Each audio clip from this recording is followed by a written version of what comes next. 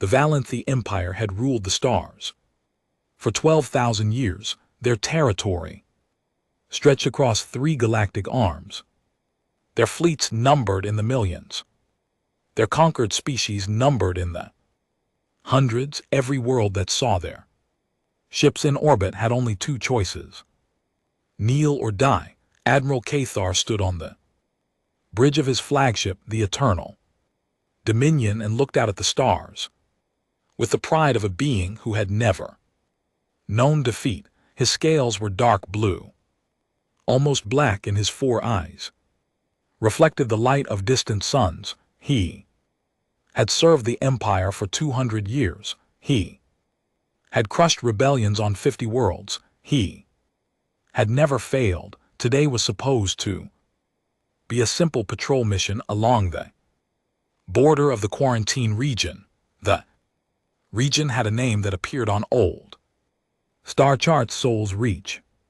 Nobody went there. Nobody had gone there for thousands of years. The precursors, those ancient and mysterious beings who had vanished long ago, had placed warning beacons at every approach to this small section of space. The beacons all said the same thing: do not wake them. Keith had always thought the warnings were foolish. The precursors were dead. Their civilization was dust. Whatever they had feared in Soul's Reach was probably dead too. The Empire. Science had advanced far beyond anything the precursors had achieved. There was nothing in the galaxy that could threaten Valanth power. His second in command, a younger officer named Bait Al, approached him with a data tablet in her clawed hands. Her scales were lighter than his, a sign of her youth, and her movements showed the nervous energy of someone delivering unexpected news. Admiral, we have recovered the probe, she said. Kessler turned to look at her, the one that drifted across the border. Yes, Admiral, but there is something strange. The probe was not damaged by whatever is in Soul's Reach. It was returned to us. This caught his attention. Returned. It appears so, and there was something attached to it. Our science teams are examining it now. Cathar followed her to the science bay. The probe sat on a metal table surrounded by technicians who moved their scanning equipment over every surface, but it was not the probe that caught Cathar's eye. It was the object attached to it, a golden disc about the size of his palm, covered in strange markings, lines and symbols that meant nothing to him. Images of creatures he had never seen, 2-legged beings with soft skin and flat faces. What is this? He asked, and the lead scientist, an elderly female named Korath, stepped forward. We believe it is a message, Admiral, a very old one. The disc contains audio recordings and visual information. It appears to be some kind of greeting. A greeting from whom? Korath touched a control and the disc began to play. Strange sounds filled the room. Music, voices, something that might have been language. Then images appeared on the screen. Landscapes of a blue and green world. Structures made of stone and metal. And everywhere those same 2-legged creatures with their strange soft bodies. They call themselves humans. Korath said, according to the data on this disk, they come from a planet called Earth in a solar system at the center of Soul's Reach. Cathar studied the images. The humans looked weak. They had no claws, no scales, and no natural weapons of any kind. Their technology, at least in the images on the disk, was primitive. They had barely achieved space flight when this message was created. This disk is old, he said. It was not a question. Very old, Admiral. Several thousand years at least. Then these humans may have advanced since Then or they may be extinct. Keith's made his decision quickly, as he always did. We will send a reconnaissance fleet into Sol's Reach. 40 ships should be enough to assess the situation. If these humans still exist and have any value, we will prepare them for conquest. If they are worthless, we will note their location and move on. Bethel stepped closer, her voice low. Admiral, the precursor warnings. The precursors are dead. Casser interrupted. Their warnings mean nothing. The Empire does not hide from shadows and old stories. Prepare the reconnaissance fleet. The 40 ships crossed the border 3 days later. Keith Sir remained on the Eternal Dominion, which stayed just outside Sol's Reach to maintain communication with Imperial Command. The reconnaissance fleet was led by Captain Drethver, a competent officer who had served under Keith Sir for decades. The first reports came back within hours. The fleet had encountered no resistance. At the border, they had found several small settlements on outer worlds, research stations and mining operations. From what they could tell, the technology they observed was curious, more advanced than expected, but still clearly inferior to Valanthi standards. Continue to the central system. Cathor ordered. Find this Earth, assess its defenses. Understood, our Admiral. Drether replied through the communication link. That was the last message Keith received from him. For 3 days there was nothing. No signals, no distress calls, no data transmissions. The 40 ships had simply gone silent. Cathor sent probe after probe into Sol's Reach, but none returned with useful information. On the 4th day, a single transmission broke through the silence. It was not from Drethfor. The voice that came through the communication system was strange, softer than Valanthi's speech, with unusual sounds and rhythms, but it spoke in Galactic Standard, the common language of the Empire's conquered territories. This is Commander Sarah Chen of the United Earth Defense Force. Your ships entered our territory without permission. They ignored our warnings to turn back. They refused our offers to negotiate. They fired on our vessels. KTH Sauer's claws tightened on the arms of his command chair. Your ships have been destroyed. The voice continued. Your crews have been taken prisoner. They will be treated according to the standards of civilized warfare, which is more than your empire has ever offered to others. The voice paused, and when it spoke again, there was something in it that Kethser could not quite identify. Something cold. You were warned. The beacons told you not to come here. You ignored them. This is your one courtesy, your one chance to avoid what comes next. Leave this region. Do not return. Do not send more ships. Do not attempt to contact us again. Another pause. We have studied your empire. We know what you do to the species you conquer. Yet we know about the slave worlds and the death camps and the extermination programs. We have decided that we want nothing to do with you. Stay away from us and we will stay away from you. But if you come here again with warships and weapons, if you force us to defend ourselves a second time, the voice hardened, then you will learn why the precursors told you to let us sleep. Transmission ended. Kezar sat in his command chair for a long moment, processing what he had heard. 40 ships destroyed, his entire reconnaissance fleet wiped out by a species that had been sending golden discs into space like children throwing messages in bottles. It was impossible. It was also clearly true. He opened a channel to Imperial High Command, the face of High Archon Velith herself appeared on his screen, a rare honor, William, a sign of how seriously the Empire was taking the situation. She was ancient, her scales faded to pale gray, but her 4 eyes still burned with the cold fire of absolute power. Admiral Kth Sor, she said. Report. He told her everything.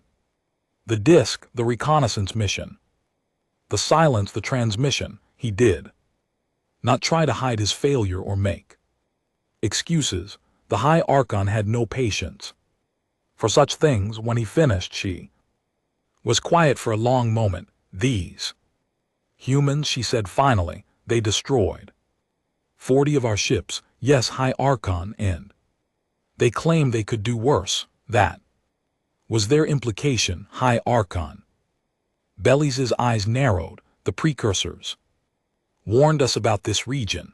I remember learning about those warnings when I was young. Everyone assumed they were relics of a more superstitious age. Perhaps we were wrong. Keith felt a flicker of hope. Perhaps the High Archon would decide to heed the warning after all. Perhaps she would order him to withdraw, to leave Soul's Reach alone. That hope died with her next words.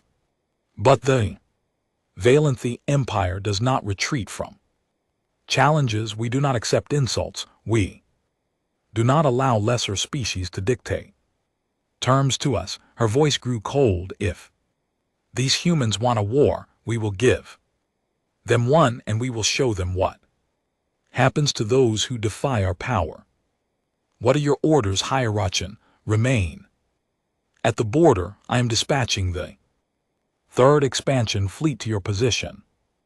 800 ships, including 2 planet crackers. Admiral Drethon will take command when he arrives. K. Thor knew the name. Drethon was famous throughout the Empire, famous for his brutality, his efficiency, Shu, and his complete lack of mercy. He had pacified a dozen rebellious worlds. He had overseen the extermination of 3 species that the Empire had deemed too troublesome to enslave. The 3rd expansion fleet, High Archon, is that not excessive? Velith smiled, and it was not a pleasant smile. These humans destroyed 40 of our ships.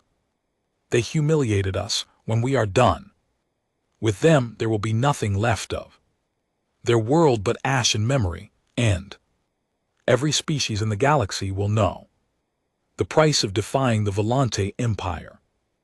The communication ended. Kathy sat alone on his bridge, staring at the stars. Somewhere out there beyond the invisible line of the border, the humans were waiting. They had won the first battle. They had sent their warning, but they had no idea what was coming, for he thought about the golden disk and its primitive images. He thought about the voice on the transmission, calm, controlled, but with that strain, coldness underneath. He thought about the precursor warnings that everyone had ignored for thousands of years. Do not wake them. For the first time in his long career, Admiral Kessler felt something he had not felt in centuries. He felt afraid, not for himself. He had faced death many times and made peace with it long ago, but afraid for what might happen next, afraid that the Empire in its pride and arrogance was about to make a terrible mistake. He pushed the feeling aside. He was a soldier. He followed orders. It was not his place to question the decisions of the High Archon. But late that night, alone in his quarters, High pulled up the recording of the human transmission and listened to it again. He studied the voice, trying to understand the beings who had spoken those words. We have decided that we want nothing to do with you, the human had said. That was the part that bothered him most, not the threat. He had heard many threats in his Lifetime, but the tone of those words. The humans had not sounded angry. They had not sounded frightened. They had sounded tired, like beings who had seen the situation before, like beings who knew exactly how it would end, like beings who were sorry for what they were about to do. Keith turned off the recording and stared at the ceiling of his quarters. The third expansion fleet would arrive in 2 weeks, 800 ships. Against one small system, it should be more than enough. It should be, but the precursors had been afraid of something. In Soul's Reach, the precursors who had built wonders that the Empire still could not understand.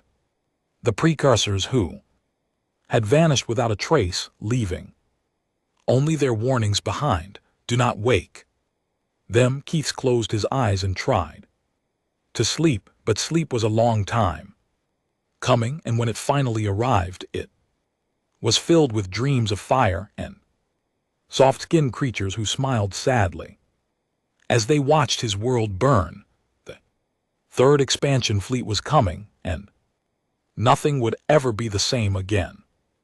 Admiral Drethon arrived at the border of Soul's Reach with the confidence of a being who had never lost a battle. His flagship, the Wrath of Empire, was the largest vessel in the Valanthi fleet. Massive warship bristling with weapons that could crack planets and burn entire civilizations to ash. Behind it came 799 more ships arranged in perfect formation, their engines filling space with the glow of unlimited power. He had studied the reports from Admiral Keth. 40 ships lost, a transmission from some human commander making threats. It was interesting, he admitted. A species that could destroy 40 Valanthi ships was not completely worthless, but 800 ships was a different matter entirely. Drethon had crushed rebellions with less. He had exterminated entire species with less. These humans, whatever tricks they had used against the reconnaissance fleet, would learn what it meant to face the full might of the Empire. Keith met him in the command chamber of the Wrath of Empire. The older admiral looked tired. Drethon noticed there were shadows under his 4 eyes often, and his movements lacked their usual precision. You seem troubled, Kethser, Drethon said. Do you doubt our mission? I do not doubt our strength, Kethser replied carefully, but I have listened to the human transmission many times. There is something about these beings that concerns me. Concerns you? How? They did not sound like a species facing annihilation. They sounded like a species that has seen war before, many wars. They sounded like they knew exactly what would happen next. Drethon laughed. It was not a kind sound. Of course they have seen war. Every species has seen war, but they have not seen our war. They have not faced Valanthi fire. By the time we are finished with them, their world will be glass and their species will be a memory.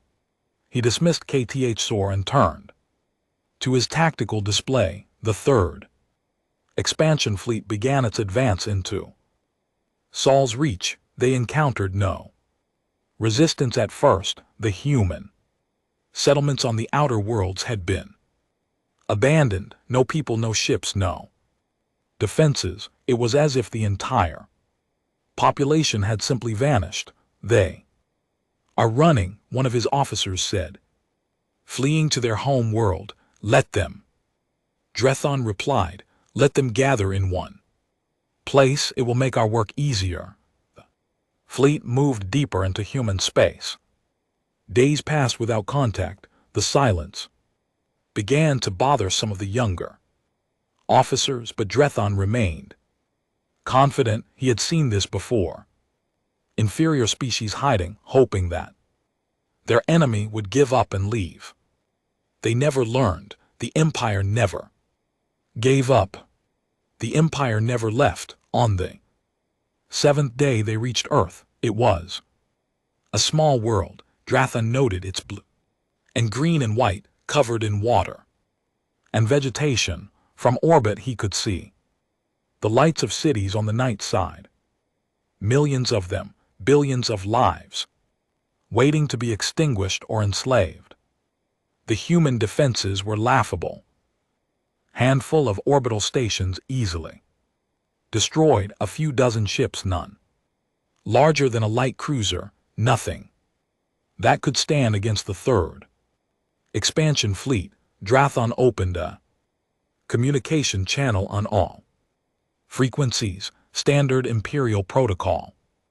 Offer surrender before attack, not because he cared about their answer, but because the recording would be broadcast to every conquered species in the Empire.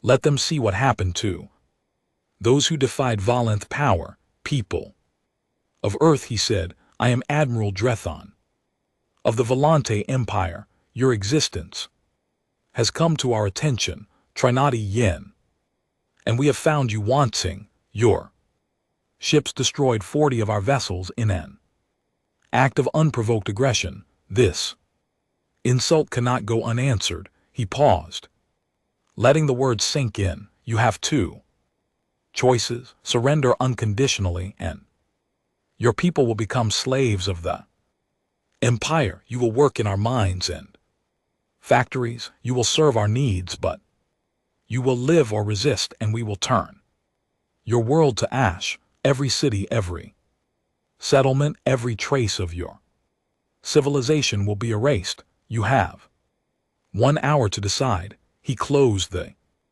channel and waited. The response came.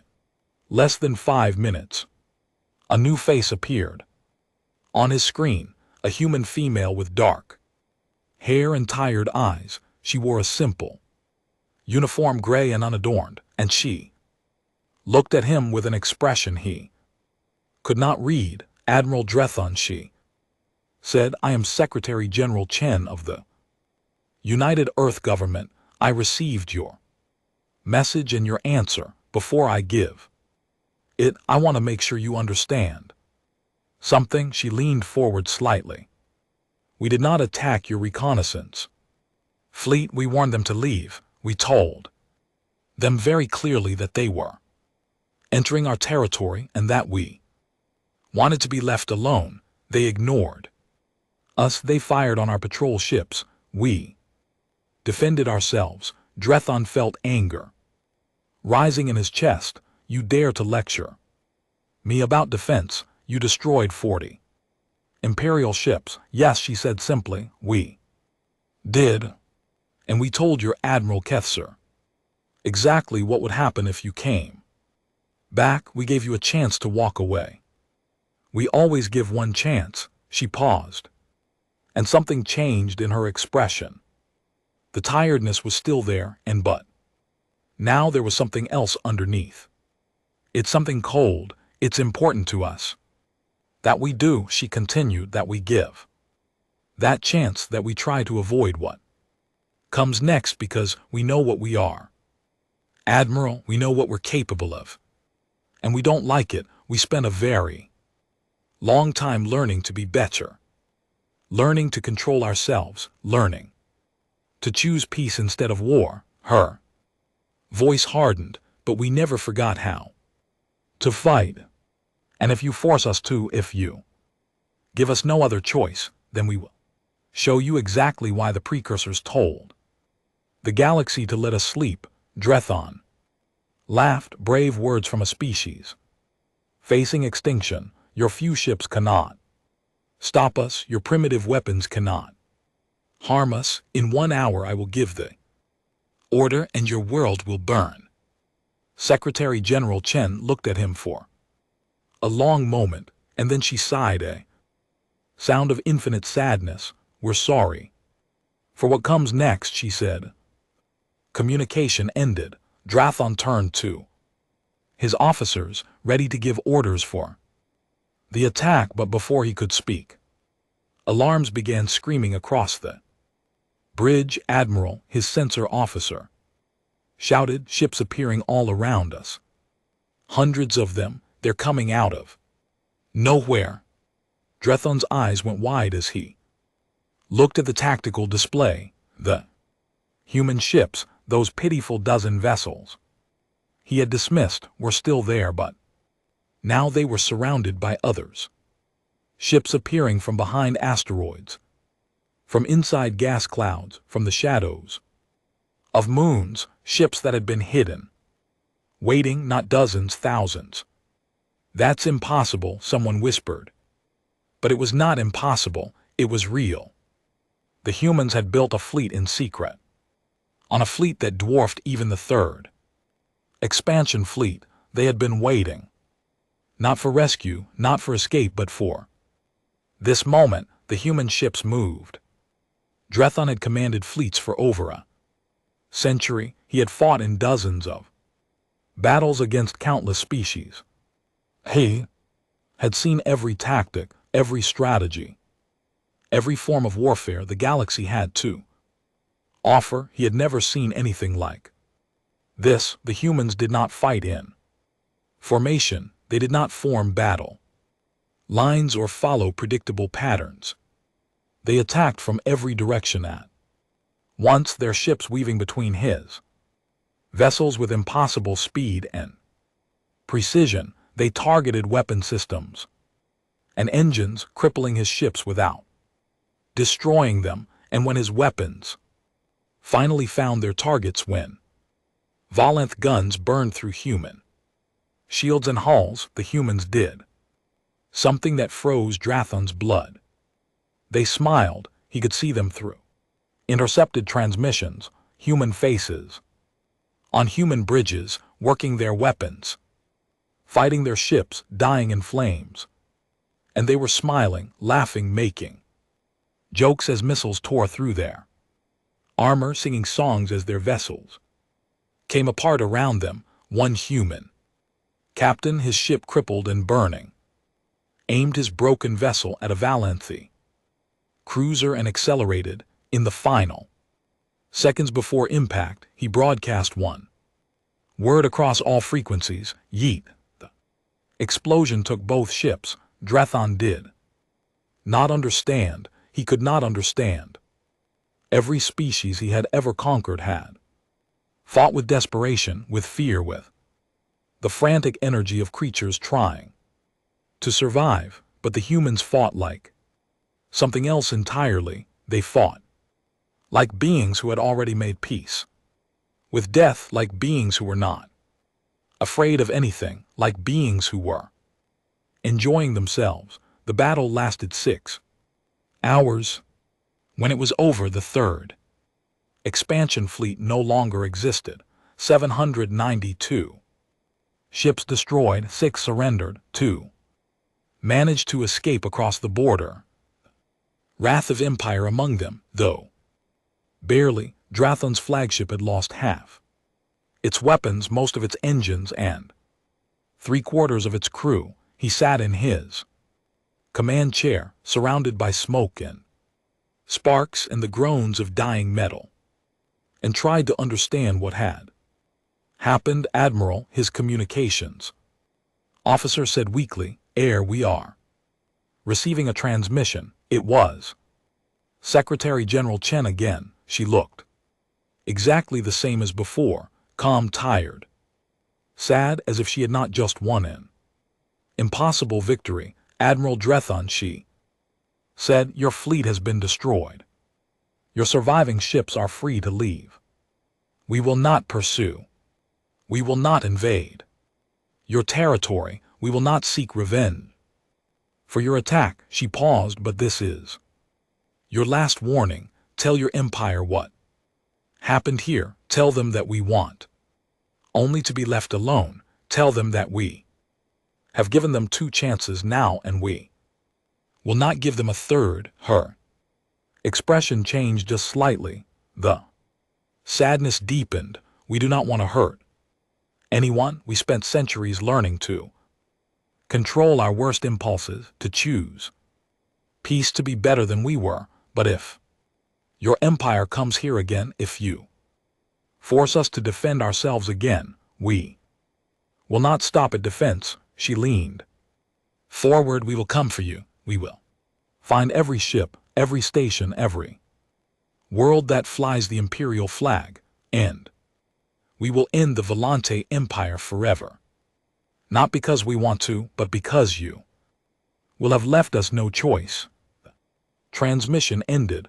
Drethon sat in silence as his crippled flagship limped toward the border. Around him, the survivors of his crew worked frantically to keep the ship alive. No one spoke of the battle. No one spoke of the dead.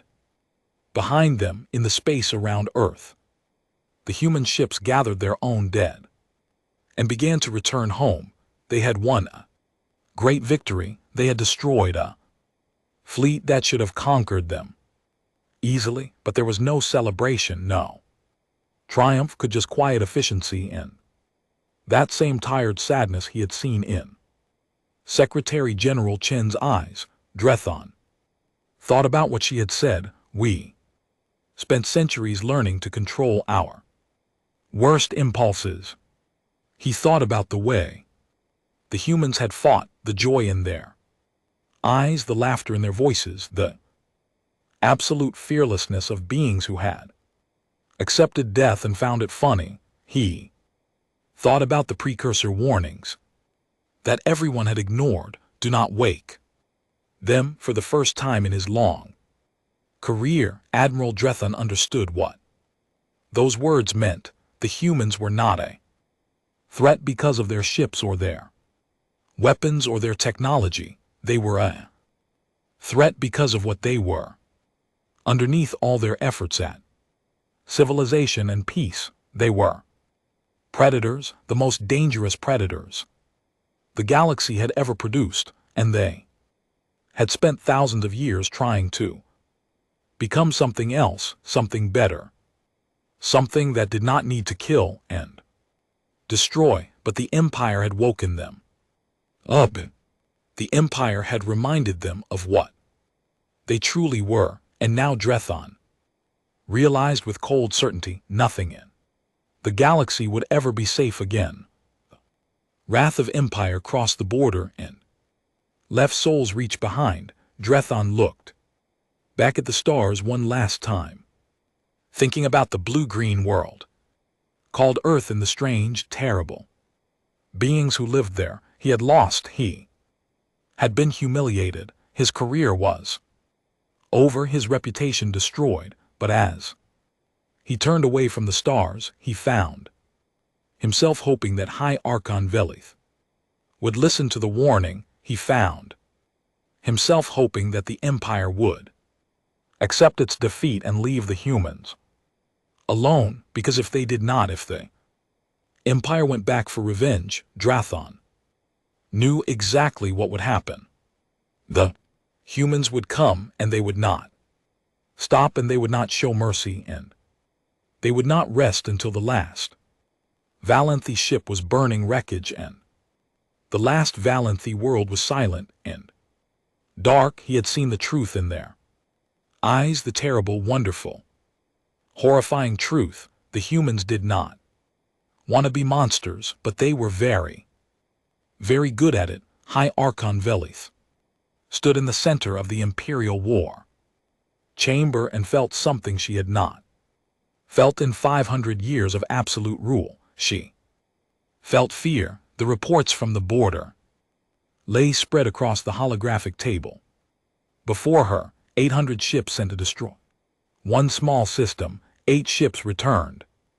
The third expansion fleet, the pride of imperial military power, he wiped out in 6 hours by a species that had been sending golden discs into space like children making wishes. Around her stood the Council of Scales, the 12 most powerful beings in the Empire after herself, military commanders, economic ministers, leaders of the great houses that had supported Vanthi rule for millennia. They had gathered to discuss the disaster, but no one seemed willing to speak first. Finally, Admiral Kether broke the silence. He had survived the battle, though his ship had been damaged and his pride destroyed. He looked older now, Velith noticed, older and somehow smaller. The humans fought like nothing I have ever seen, he said.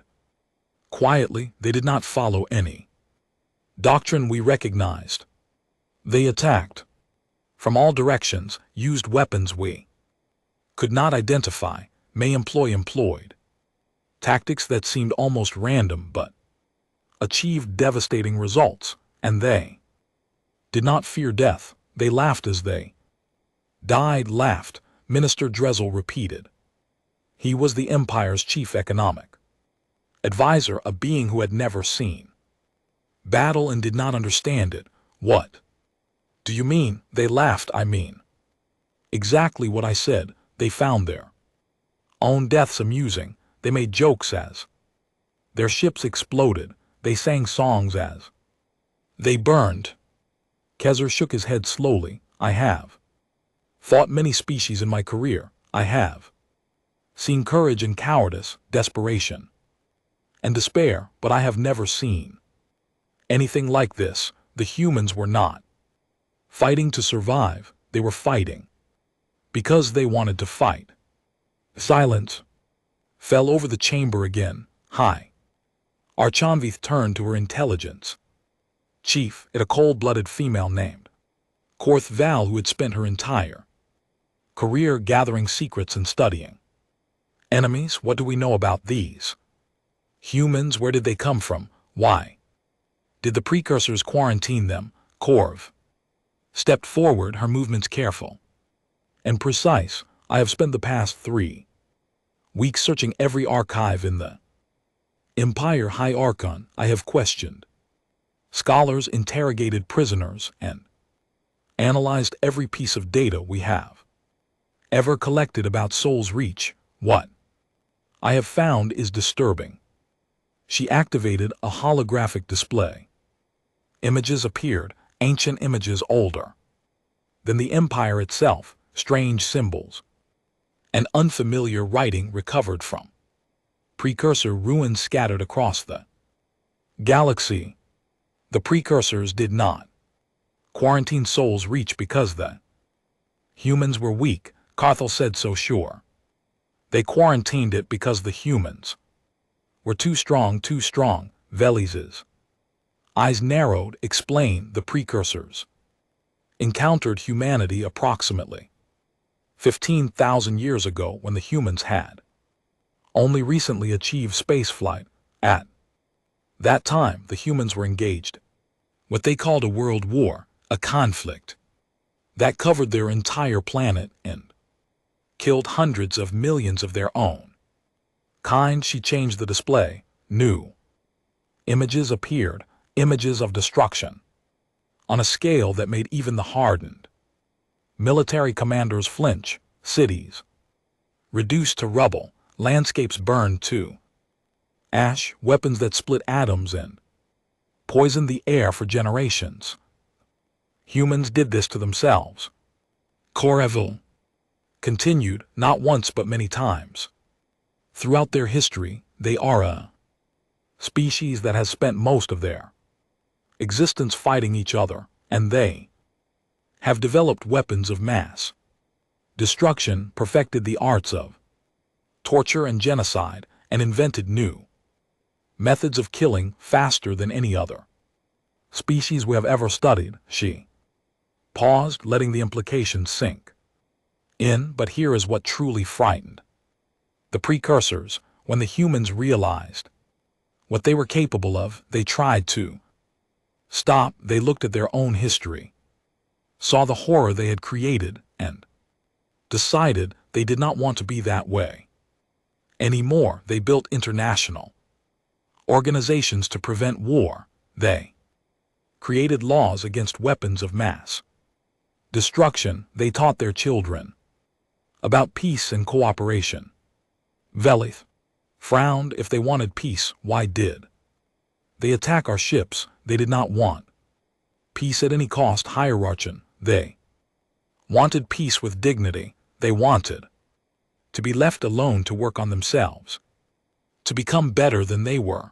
The precursors understood this and offered them a deal. She displayed a new image, an ancient document written in a language the Empire scholars had worked decades to decode. The humans would remain in Soul's reach. They would not expand beyond their borders. They would focus on internal development and self-improvement. In exchange, the precursors would place warning beacons around their territory. No one would disturb them, and if someone did disturb them, Velith asked, Karth's expression grew even colder.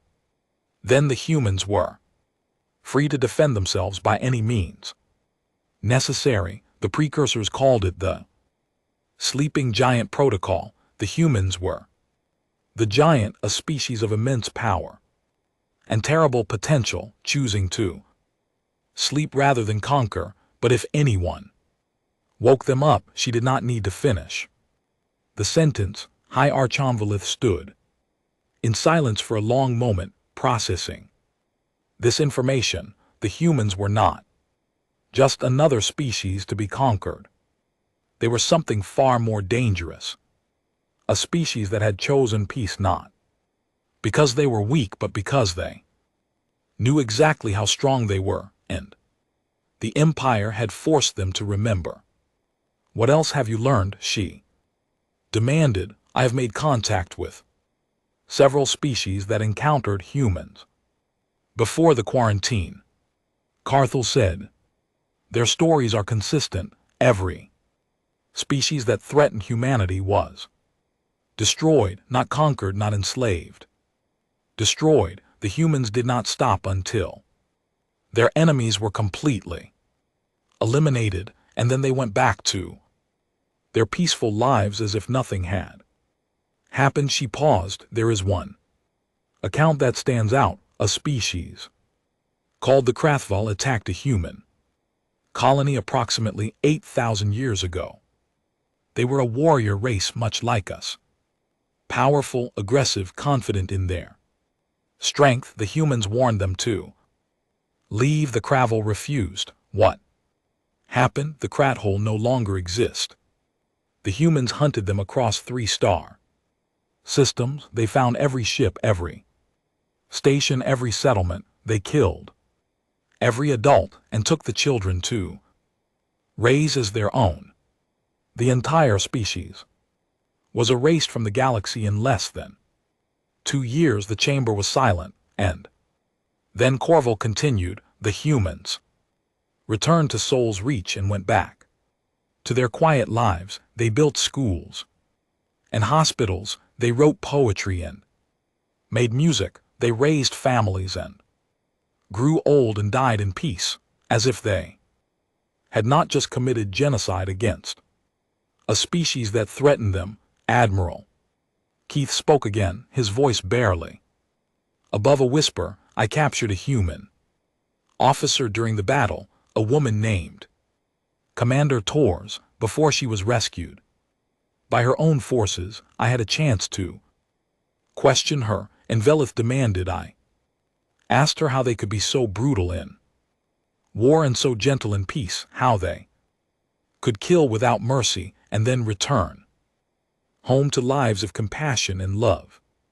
Kesser met Velith's eyes. She said something I will never forget. He took a breath. She said, we know what we are. We're the monsters of our own history. We spent centuries trying to be better, and we got pretty good at it, but we never forgot the monster. We just learned when to let it out. The words hung in the air like a death sentence. Boy, High Archon Velith felt the fear growing in her chest, spreading through her body like poison. She had ruled the Empire for 5 centuries. She had conquered 100 worlds and enslaved 100 species. She had never retreated, never surrendered, never shown weakness. But now she was facing something she had never faced before, an enemy that did not want to fight but could not be defeated if they chose to do so. What are our options? She asked finally. Minister VTH Corps, the youngest member of the council, stepped forward. He was ambitious and clever, and his eyes gleamed with the light of someone who saw opportunity in disaster. We could accept the human term, he said. Leave them alone. Focus our expansion in other directions. What? The galaxy is vast. There are countless worlds to conquer that do not involve antagonizing these humans, several council members murmured. In agreement, it was the safe choice, the sensible choice. But High Archon Valeth had not built the greatest empire in galactic history by being sensible. No, she said. The murmuring stopped. No, she repeated, I will not let this insult stand. I will not let some primitive species dictate terms to the Valant Empire. We have ruled this galaxy for 12,000 years. We have crushed every enemy who ever stood against us. We will not be humiliated by creatures who were playing with pointed sticks while we were building starships. She turned to her military commanders. Gather every fleet we have, strip the border defenses, recall the occupation forces, mobilize the reserves, and I want 50,000 ships at the border of Sol's reach. Within 6 months, 50,000. Admiral Ketzer's voice was hollow with disbelief. High Archon, the humans destroyed 800 ships with ease. If we send more, they will simply destroy more. Then we will send enough that they cannot destroy them all. Veli snapped. We will overwhelm them with numbers. We will drown them in fire. And when their world is burning and their species is broken, the galaxy will know that no one defies the Valanthi Empire and lives. She looked around the chamber, daring anyone to challenge her. No one did. This meeting is over, she said. Prepare for war. The council members filed out, their faces carefully neutral, but Velith could see the doubt in their eyes, the fear they were trying to hide. They thought she was making a mistake. Uddy, they thought she was leading the Empire to destruction. Perhaps they were right, but High Archon Velith had not become High Archon by listening to doubts. She had become High Archon by crushing anyone who opposed her, by never showing weakness, by always striking back harder than she was struck. The humans had humiliated her empire. They had destroyed her fleet.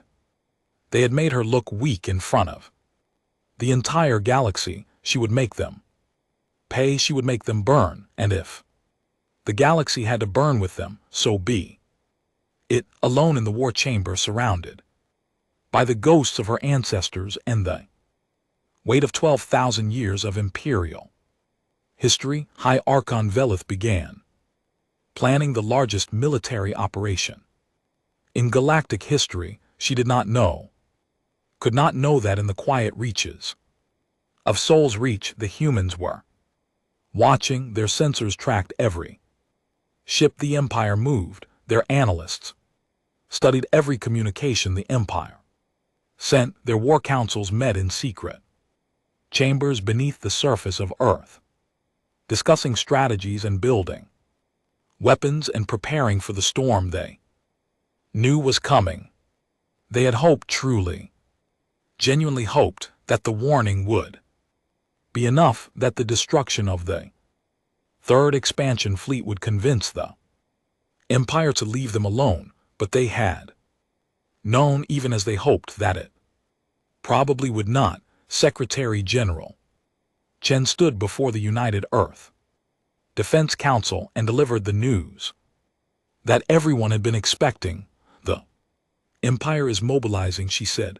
Our projections suggest they will attack within 6 to 8 months with a force of approximately 50,000 ships. The Council members absorbed this information in silence. 50,000 ships, the largest fleet the galaxy had ever seen. Can we defeat them? Someone asked. Chen looked at the person who had spoken, Admiral Rodriguez, commander of the Earth Defense Fleet.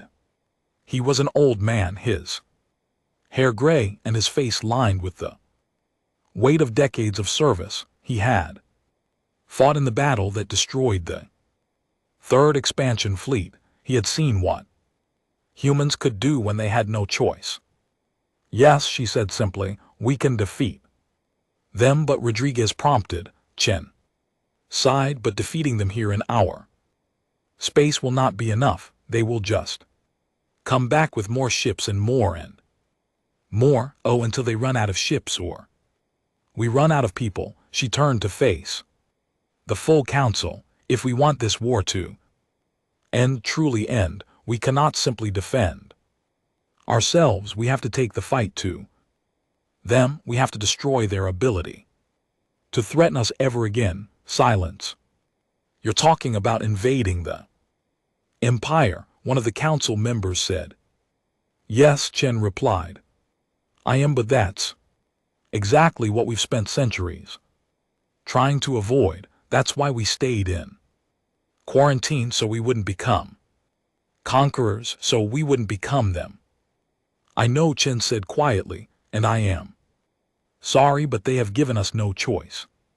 She thought about the precursor deal, the agreement that had kept humanity safe and contained for thousands of years. She thought about the generations of humans who had worked so hard to be better, to control their worst impulses, to choose peace. All of that work, all of that sacrifice was about to be undone because the Empire had ignored the warnings, because the Empire had woken the sleeping giant, and now nothing in the galaxy would ever be the same again. Begin mobilization, Secretary General Chen ordered. Full war footing. Everything we have. She looked out the window at the blue sky of Earth, at the world she had sworn to protect. We gave them every chance, she said softly. We tried so hard. She closed her eyes. God, forgive us for what we're about to do. The war began on a Tuesday. Admiral Rodriguez had always thought it was strange that such an ordinary day would mark the beginning of the end of the largest empire in galactic history, but wars, he had learned, did not care about symbolism. They came when they came. Weens, you either met them or you died. The Imperial fleet arrived at the border of Sol's Reach exactly 6 months after High Archon Velith had given her orders. 52,000 ships arranged in formations that stretched across light years of space. The largest military force ever assembled in galactic history, carrying enough firepower to burn 100 worlds to ash. Admiral Rodriguez watched them on the tactical display from the bridge of his flagship, the UES Perseverance. His own fleet was smaller, only 15,000 ships, but they had advantages the Empire could not imagine. All ships report ready, his first officer announced. Rodriguez nodded. Begin Operation Homecoming. The human ships did not wait for the Empire to attack. They moved first, striking from positions the Imperial sensors had not detected, to hidden bases in the outer system, stealth ships that had been drifting silently for weeks, automated weapon platforms that activated on command and filled space with death.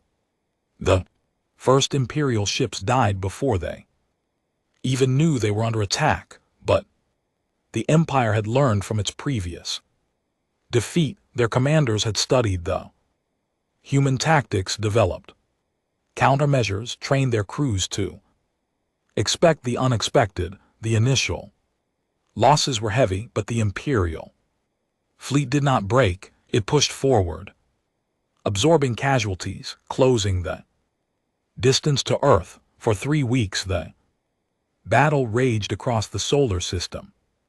Ships died by the hundreds on both sides. Space was filled with wreckage and corpses and the screams of the dying. The humans fought with everything.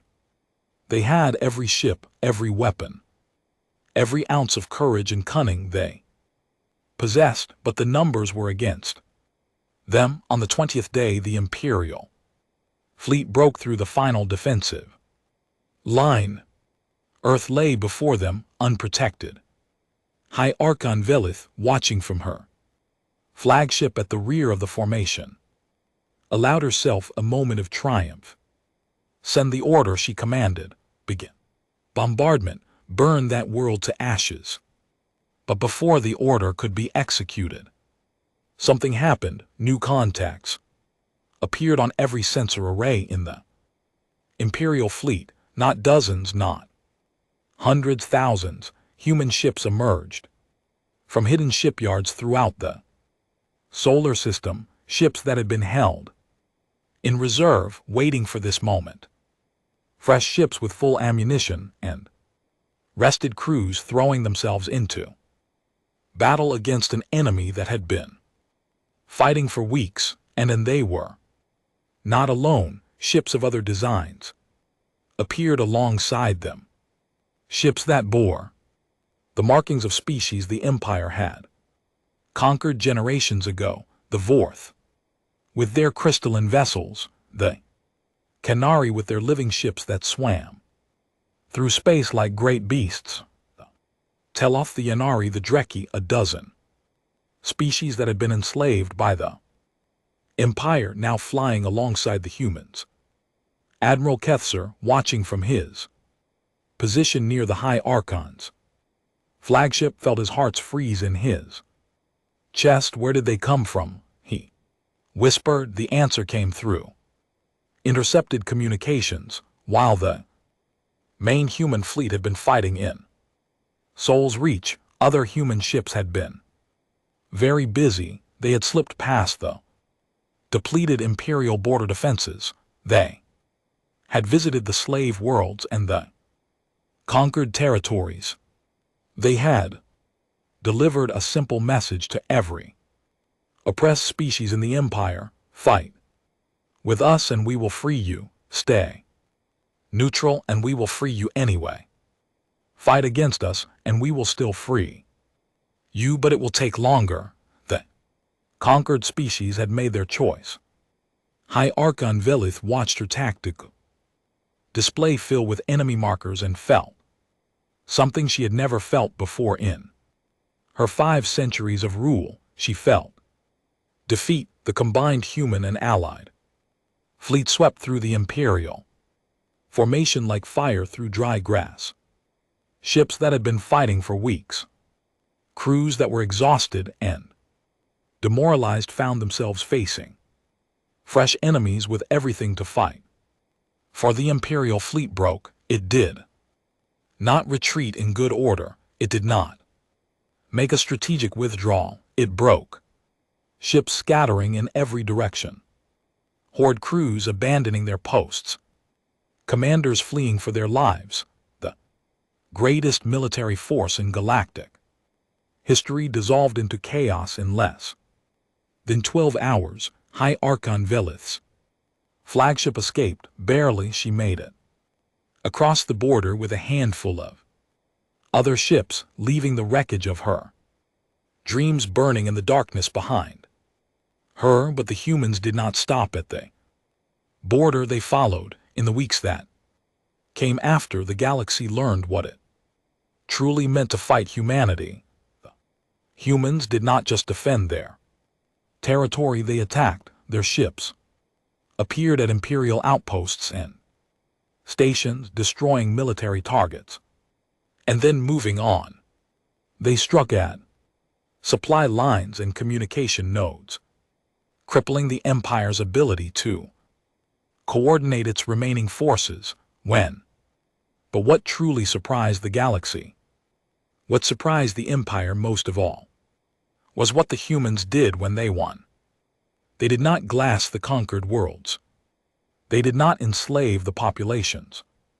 They did not build death camps or force the defeated to kneel before new masters. Instead, they helped on world after world. Human ships arrived, carrying food and medicine, engineers and doctors. They freed the slaves, rebuilt the infrastructure, taught the conquered peoples how to defend themselves. They offered membership in a new alliance, not an empire, but a partnership of equals, and they apologized.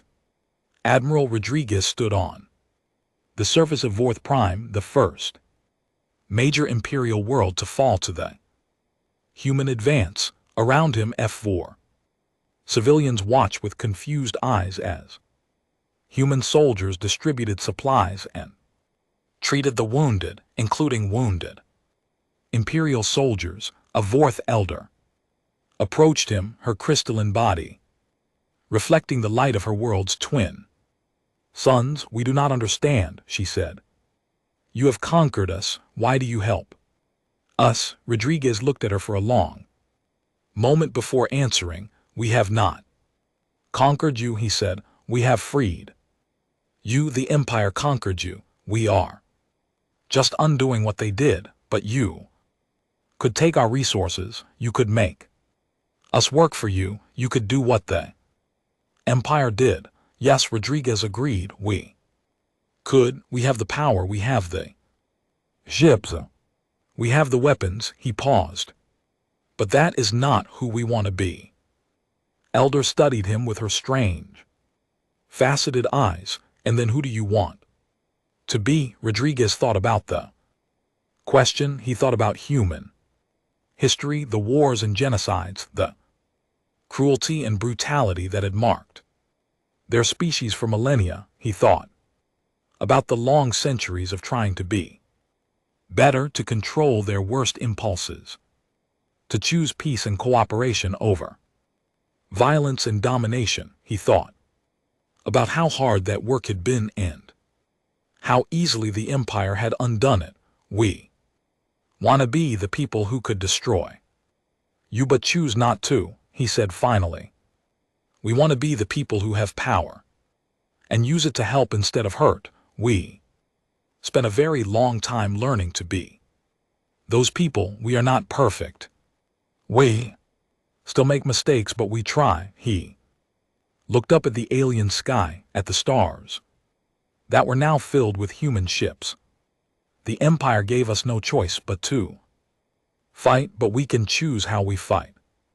We can choose what we do with victory. We can choose to be better than the ones we defeated. The Vor elder was silent. For a long time, the Empire told us that all species are the same, she said at last, that strength is the only virtue, and conquest is the only purpose, that the strong take and the weak suffer. They were wrong, Rodriguez said. Yes. The elder agreed slowly. I am beginning to see that the human advance continued. World after world fell to the combined human and allied forces. The Empire's remaining fleets were hunted down and destroyed or captured. Imperial governors fled or surrendered. The structure that had held the galaxy chains for 12,000 years was crumbling. But as the victories mounted, something strange began to happen. The subject species of the Empire, those hundreds of worlds and billions of beings who had lived under Volante rule for generations, began to rise up. Rebellion sparked on a dozen planets, then 100, then more. Species that had been too afraid to fight for themselves found courage in the human example, and everywhere the same message spread. Humans are coming. The humans will free us. The humans will help us build something better on Earth. Secretary General Chen watched the reports with a mixture of pride and sorrow. Pride in what her species was accomplishing. Sorrow for all the death and destruction that had been necessary to accomplish it. Admiral Rodriguez appeared on her screen, his face tired but determined. The Empire is collapsing faster than we projected, he reported. Their subject species are revolting everywhere. Their fleets are deserting or surrendering. The High Archon has retreated to the core worlds with what remains of her loyal forces. How long until we reach her? At the current rate, 3 months. Maybe less. Chen nodded slowly. And the casualties? Rodriguez's expression darkened. High on both sides. We have lost 47,000 personnel so far.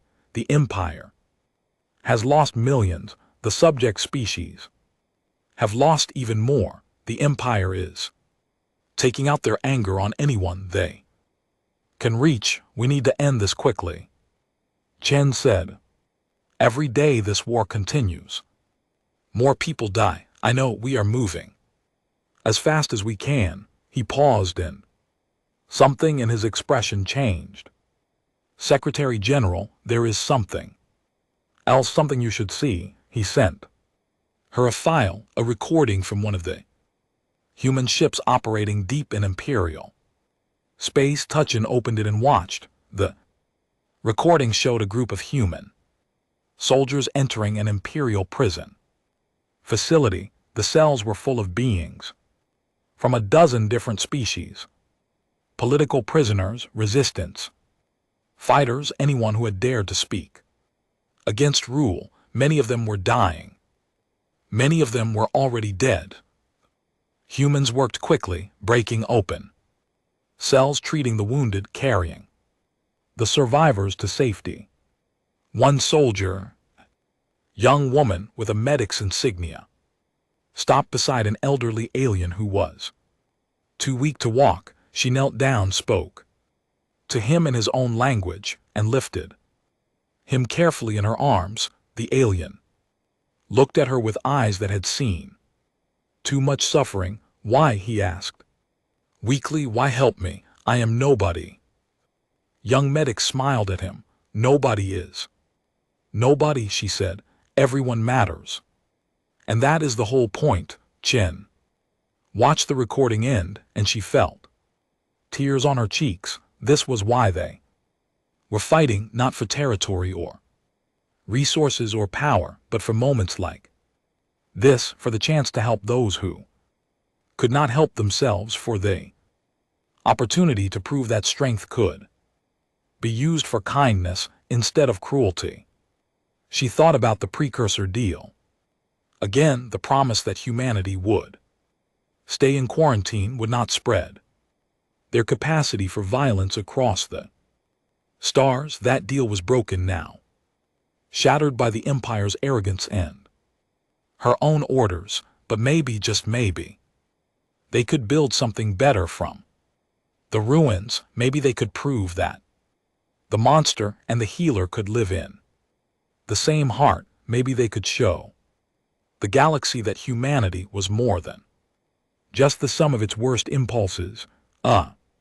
She wiped her eyes and turned back to her work. The war was not over yet, but the end was in sight, and when it came, Chen was determined that it would be an end worth all the suffering that had come before. The galaxy was watching, and humanity would give them something worth seeing.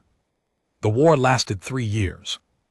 3 years of battles and sieges, of victories and defeats, of hope and despair. 3 years that changed the galaxy forever. By the end, the Valenti Empire existed only in name.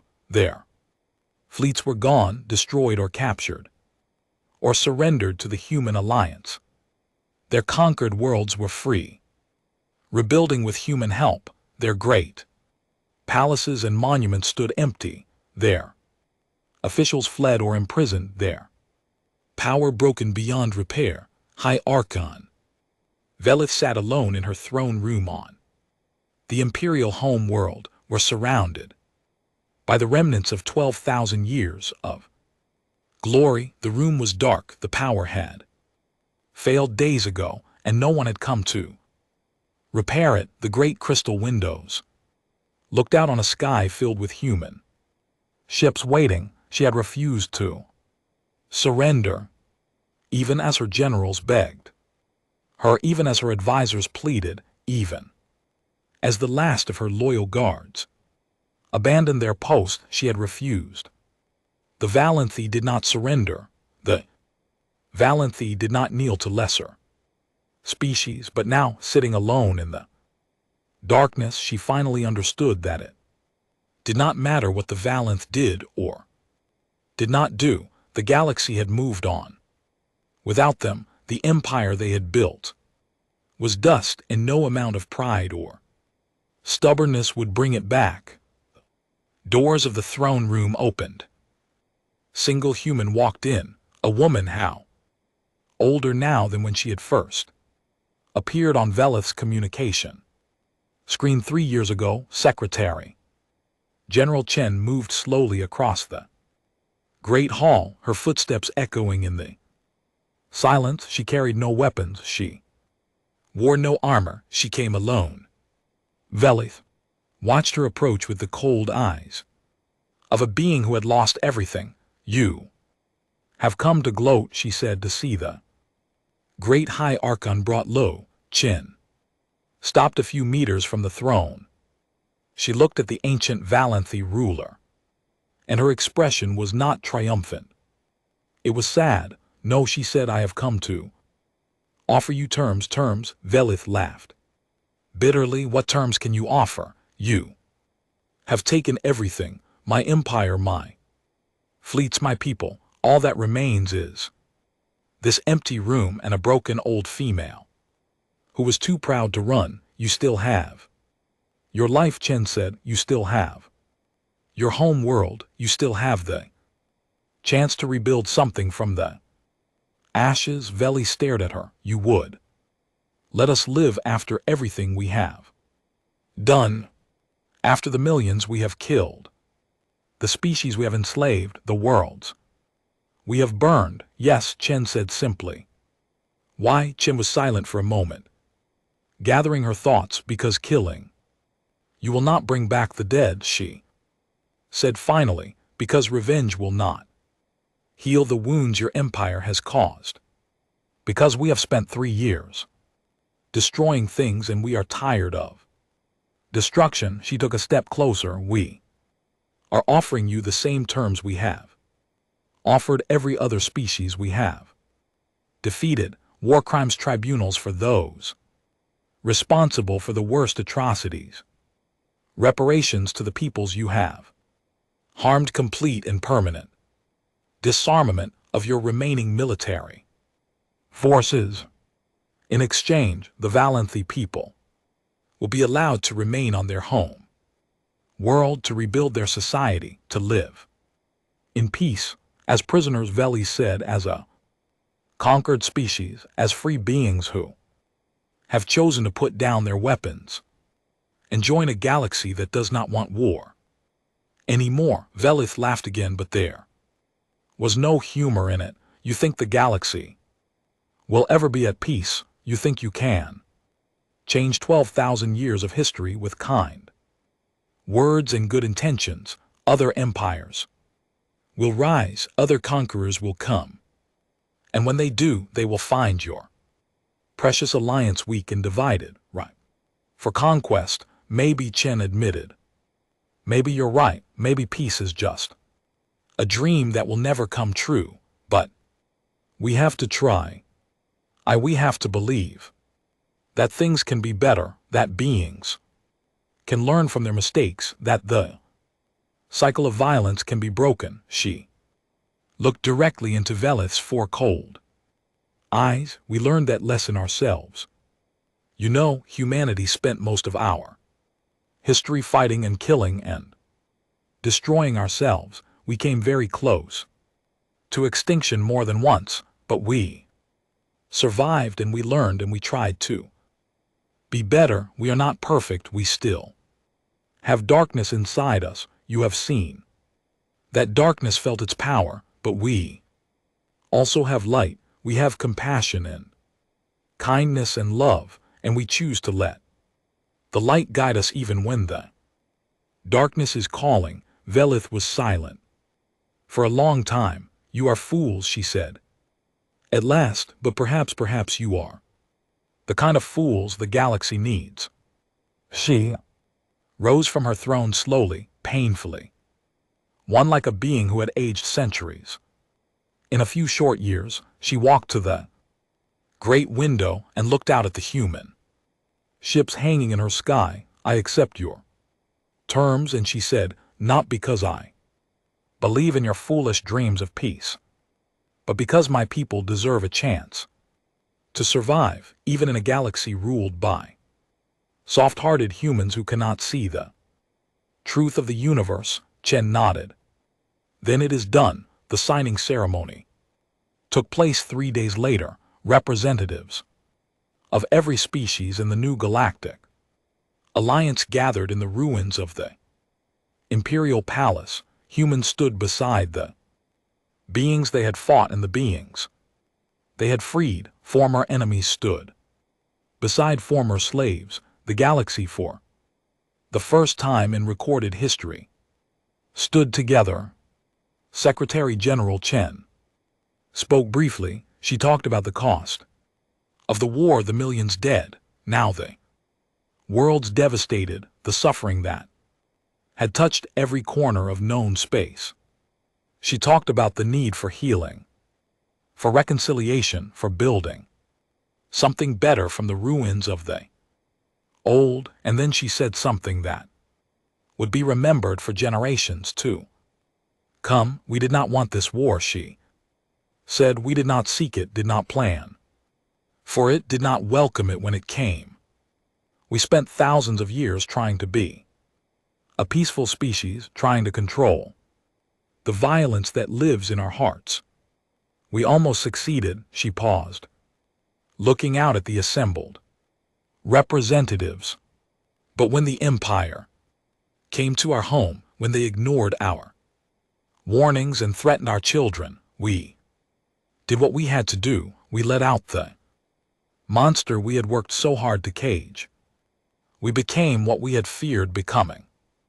Her voice grew quieter. Arena, now the war is over and we have won, and we face a choice. We could become the new empire. We have the ships, the weapons, the power to rule this galaxy just as the Valanthi did. We could force every species to kneel before us. We could take whatever we wanted and destroy anyone who stood in our way. She shook her head slowly. But that is not who we want to be. That is not what we fought for. We fought for the right to be left alone, and when that was denied us, we fought for the right of every species to be free, not free to be ruled by humans. Instead of Vanthi, free to choose their own path, their own destiny, their own future. She looked at the human representatives standing among the crowd. And so we are going home. We are returning to Soul's Reach, to Earth, to the quiet life we had before all of this began, and we will dismantle our war fleets. We will return to our farms and our cities and our families. We will try once again to be the peaceful species we always wanted to be. A murmur ran through the crowd. Surprise, confusion, disbelief. But Chen continued, raising her hand. We are not abandoning you. We will trade with any species that wishes to trade. We will share knowledge with any species that wishes to learn. We will help any species that asks for help. And if anyone ever threatens this galaxy again, if anyone ever tries to build another empire of slavery and conquest, we will come back. Her eyes hardened, and they will learn as the Valanthi learned why the precursors told the galaxy to let us sleep. She stepped back from the podium. The war is over. The empire is gone. What comes Next is up to all of you, choose wisely. Why choose kindly, choose peace. The ceremony ended. In the weeks that followed, the human fleets began their long journey home. They stopped at every world they had touched during the war, saying goodbye to the allies they had made and the friends they had found.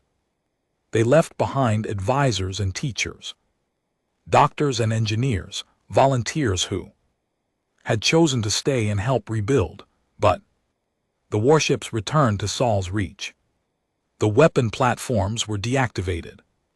The soldiers went back to their families, and once again humanity retreated behind the invisible border that had protected them for thousands of years. A new beacon was placed at the edge of Saul's reach. It broadcast a message in every known language, on every frequency impossible to miss. We come in peace, we mean it, please do not make us prove the alternative. The galaxy listened. 10 years later, Admiral Rodriguez, retired now, his hair white and his steps slow, stood on a hillside on Earth and watched the sun set over the Pacific Ocean. His grandchildren played in the grass nearby, laughing and shouting in the innocent joy of children who had never known war. A young reporter had come to interview him. She wanted to know about the war, about the battles, about the victory that had freed the galaxy from the Empire's rule. She wanted to know how it felt to be a hero. Rodriguez watched the sunset and thought about her questions. You want to know what I remember most, he said finally. It is not the battles, it is not the victory, it is not the speeches or the ceremonies or the medals. Then what? The reporter asked. Rodriguez smiled sadly. There was a moment near the end of the war. Kimwe had just freed a planet called Kethfer, a small world, nothing special, just a few million beings living under imperial occupation. When our ships arrived in orbit, the people came out of their homes and looked up at the sky. They had lived under Valency rule for generations. They had never known freedom. They had never imagined that anyone would come to help them. He paused, lost in the memory. One of them, a young female, barely more than a child, managed to get a message to my ship. She wanted to thank us for coming.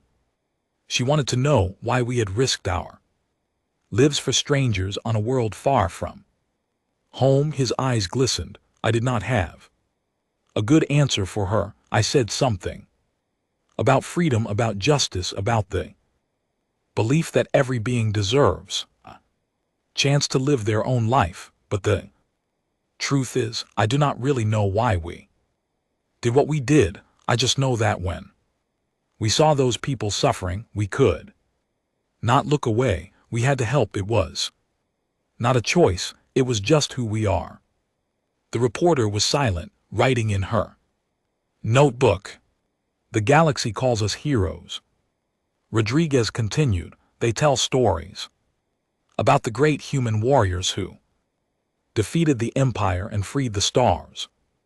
But we are not heroes. We are just people who got very good at violence and then spent a very long time trying to be good at something else. He looked at his grandchildren, at their innocent faces and their joyful eyes. The real heroes are them, he said, the next generation, the ones who will grow up in a galaxy at peace, who will never know the darkness we had to embrace. They will have the chance to be better than us, to build things instead of destroy them, to create instead of kill. He stood up slowly, his old bones aching.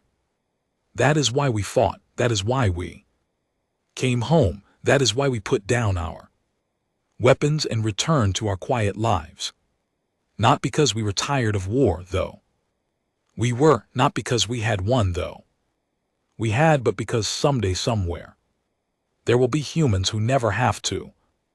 Let out the monster, humans who can be kind and gentle and peaceful all the time without ever knowing the cost of that peace. He smiled at the reporter. And that will make everything we did worthwhile. The sun sank below the horizon. Night fell over Earth, over the blue and green world that had been the birthplace of such terrible beauty and beautiful terror. In the darkness the stars came out, billions of them, and they stretching across the sky like scattered diamonds. Somewhere among them a galaxy was learning to live without empires and conquerors. Somewhere among them species were building new societies and new dreams. And somewhere in the hearts of every human who looked up at those stars, there was a prayer: please let there be peace. Please let us never have to fight again. Please let the monster sleep forever. But if it cannot, if something comes that threatens our home and our children and everything we love, then let us be strong enough to face it. Let us be brave enough to win, and let us be wise enough to know when to put down our weapons and go home. The humans had given the galaxy a gift, the knowledge that strength and kindness could live in the same heart, that the capacity for destruction did not have to define a species, and that even the most dangerous beings in the universe could choose to be gentle. It was a gift the galaxy would not forget. And somewhere in the darkness between stars, in the space where warnings hung like ancient prayers, a simple message repeated endlessly: we come in peace, we mean it. And for now, at least, that was